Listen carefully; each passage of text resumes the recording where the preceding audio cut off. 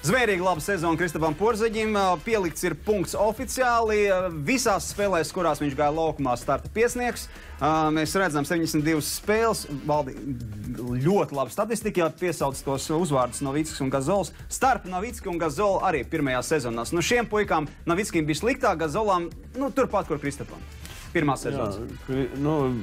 Gazols, varbūt, ja mēs atceramies, viņš Memphisā tika nodraftēts un viņš pavisam citādāk. Viņš jau bija tāds bišķi gatavāks. Visi jau prognozēja, ka tas Porziņš nebūs gatavs.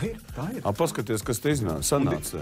Pavisam cits stāsts. Jā, sākās tas viss ar pirmo spēli savā laukumā. Madison Square Garden lūk pārķert. Un šī ir epizode, kas izdaļos viņa karjeru. Grieziens, bumbu un... Pret Paulu Milsa. Viena no labākajiem aizsardzības spēlētājiem līgā. Jā, viņš vienkārši domā, ka tas garais neko nevarēs izdarīt. Ka viņš sapīsies. Jā. Šī ir rota. Protams, ka visu sezonas garumā mēs redzam nākamās epizodes putbeki vai atlaicošās bumbas un triekšana no augšas. Tas arī. Tā ir viņa... Lūk, pirmais... emocijas. Nē, redz, šo mēs redzējām jau arī Spānijā. Tas bija redzams. Epizodes šāds bija redzams. Bet, kad tika izteikti šeit, pirmkārt, viņš ir baigi garš. Otrakārt, viņš labi jūt to bumbas atliecienu. Tas ir talants. Vieta laukumā. Tu tā nezini, kurā brīdī uzlikt. Tu jau vari uzlikt bumbu augšā un tu uzlic augšā. Jā, bet viņš jau zina. Valdiņa trīnīšu viņš lādēja 81 trīnīti iemetis, izmests 243. Starp citas to pateikšu. Novickim bija pirmajā sezonā 14 trāpīt. Kristapam 81. Jā, un mēs redzam, ko nozīmē Novicks, ka kāds Novickis bija pēc tam spēlētājs. Jā. Šis ir tas neieskaitītais, protams, arī tas ir interesanti un arī par to viņš pārdzīvo, bet pazīmes, rokā, sajūtas, viss tur bija. Jā, bet vienīgais, ko mēs nožēlojam, ka tas cilvēks, kas viņu izvēlējās, Phils Jacksons, un ka tai komandai neiet, ka ap to komandu tagad vairāk negatīvu kā pozitīvu, ja sakarā rezultātu. Kad Ņujorkā bijis vairāk pozitīvu. Jā, bet vēl kas ir labākais tas, ka, piemēram, es esmu lasījis tādu lielu atskaiti par 21. gadsimtu. Sliktākais NBA klubs 21. gadsimtā ir New York Knicks. Un Kristapa atnākšana, iespējams, ka kaut kas labos. Varētu mainīties. Te ir viņa arī viena no pirmas zīmēm bloki. Bloki tie bija viņi, kā saka, vēl junioru sastāvā, un Spānijā tur ar to viņš vienmēr ir izcēlies. Viņam tā garā roka ir.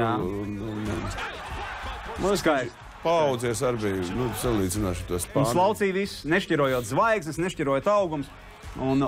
Ko viņš saka, kas NBA ir tas saucamais matchups 1-1, kad mainās spēlētājs lielais pret mazo, mazais pret lielo un 1-1 mazajam. Un viņš saka, mans galvenais uzdevums ir neļaut viņiem iemest. 1-1. Pie 2-20, es nezinu, kurš to var izdarīt. Valdiņa, viena epizode, kas atkal nebija tik tipiski sezonas laikā, paskaties, bet skaists. Jā, viņam pirmkārt ir arī caurgājiens parādījies. Jā, un caurgājiens ar izdomu. Nav tā, pazies, šis metiens, tas jau no Jordana kaut kādiem veciem laikiem šādādus met.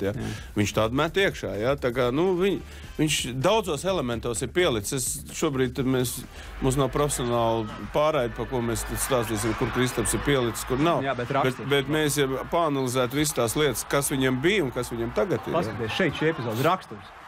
Nepiekāpsies. Un kā viņi aizstāv komandu? Komanda aizstāv. Jā, bet viņš ir jaunais. Jaunais. Daudz jaunos arī nemaz neaizstāv tā.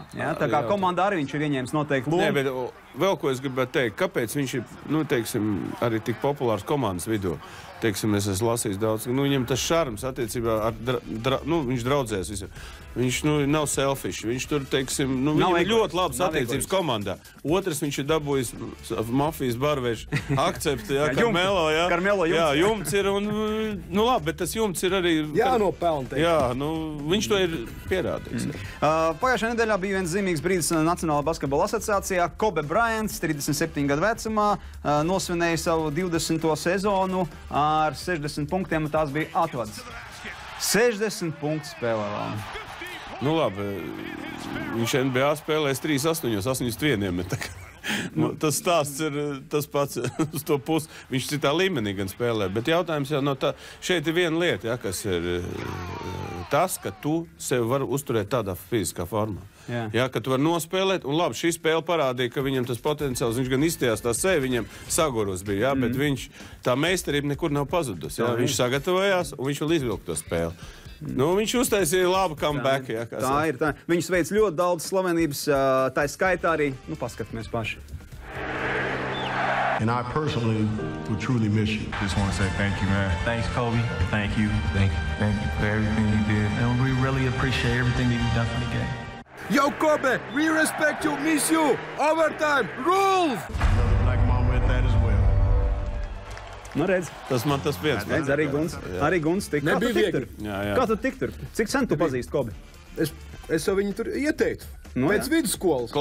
Bet vēsturiski ne ar vienu spēlētāju tā nav vispār sezonas laikā veltīta sezona, lai komanda būtu tur pēdējās vietās, un priekš viņu veltīta sezona. Un visi tie zvaigznes, tagad tas pats Šaks, un visi saka, man arī gribētos tā. Viņš ir pirmais spēlētājs. Es domāju, ka nākotnē, ja būs kāds gadījums, vēl būs vēl, bet viņš ir pirmais. Viņš ir pirmais. Mums ir arī tā sauktais latviešu sakars, Kobis sakarā. Latviešu sakars. Aigars Vaģējovs ir masējis viņu, soļotājs, bet mēs te parādām, Porzeņas bija, blakus stāvēja, vienīgā spēlēt, gan Kristapam bija Madisonā pret Kobi, bet Kobis saka, veicīgi turpina strādāt. Tu esi, baigais veids nebēs, saka, turpina strādāt. Nē, labi. Un te mums arī otrs puika, kas ir spēlējis NBA no mūsu gala, AB. Andris Biedriņš, arī Kobiem Blāks. Klausies, bet es tagad arī vakar padomāju vienu lietu, ja tas AB būtu, teiksim, turpinājis tāpat, kā viņš iesāk vienu brīdi. Viņš tagad palicis būt Golden State'ā un būtu viņam tagad tie grodzeni rokās. Tad es tev parādīšu vēl vienu bildi. Viņš jau bija tajā laikā, ka visi tie puikas arī tur sāks. Par to iet runas, kurā brīdī viņš pazaudēja to motivāciju, es nezinu. Bet ja viņš būtu, viņš tagad būtu, es nezinu, vispār leģenda pēc būtības. Kurā brīdī viņš padevās un vairāk negribēja. Labi, pārējām tā plūstoši pie Golden State Warriors rekords sezonas 73 uzvaras, 9 zaudējumi. Iepriekšā reize rekords piederēja Čikāgai, 72 uzvaras. Šie pārspēja. Bet pārsvars kāda dominants valda. Bet tā komanda ir tik labi sakomplektēta. Un to jau nekomplektē ne Kārijs, ne Luks Voltons, neviens cits kā Džerijs Vests, kas ir viens no leģendām basketbola, kurš bija Lakers, arī ģenerālmenedžers, kas atrada Kobi, izmainīja pret Divats, kas paņēma Šaku, kas uztaisīja to saucamo Lakers pēc 2000. gada. Nākamo dinastiju. Un tad viņam palika neinteresanti, vai es nezinu, kas tur notika, un viņš aizgāja uz Golden State. Un tad viņš salasīja Kāri, šito Thompsonu. Aizmainīja biedriņu. Nē, jautājums tas, ka viņš uztaisīja to Draymond Green, kurš ir galvenais tas saspēles vadītājs, kā 4. numurs, kurš spēlē, kur 50 vai 3/4 viņš bija draftā. Saprot, salasīt tā komanda. Tas ir tā. Guns ir atradis dažus fragmentus. Guns pastāsta, kāpēc šie fragmenti ir īpaši saistībā ar Golden State. Šis ir interesants paskatīt. Visi tā ir pieraduši, ka mazais Kārijs met uz trīnīšu, ka komanda jau katreiz, kā viņš izmet, jau iet prom, redziet. Jau ceļ rokas. Jā, bet mēs zinām, ka kādreiz sezonas laikā neviens vairāk pa 300 neiemet. Viņš šeit iemet 400, tas ir vidēji 5 trīnīši. Šeit partners negaida piespēli. Bet pagaidi, tie tālie trīnīši. Bet es tev saku, viņš tā met. Tas paceļ roku. Karijam bumšs, paceļ roku. Jā, bet viņš... pārliecība baigi. Bet tas Thompsons jau, es nezinu, ja nebūtu Karijs, viņš arī būtu iemetis 400, man liekas, jo tik daudz, cik izmet Karijs metiens, viņš vienkārši nevar izmest. Viņam nebija tik daudz, jo tādas puškas divas kā viņi, tas ir vienkārši. Puškas ir domāts tālmetienu lielgabalā, jā? Pagaid, tad mums ir puška, tu teici puška, jā? Mums būs puška pēc brīža šeit. Arvis Vilkas ar medību ieroci. Pasaules čempions bobslējā atrādīs savus iemaņas šaušanā, protams, arī šauteņu mešanā.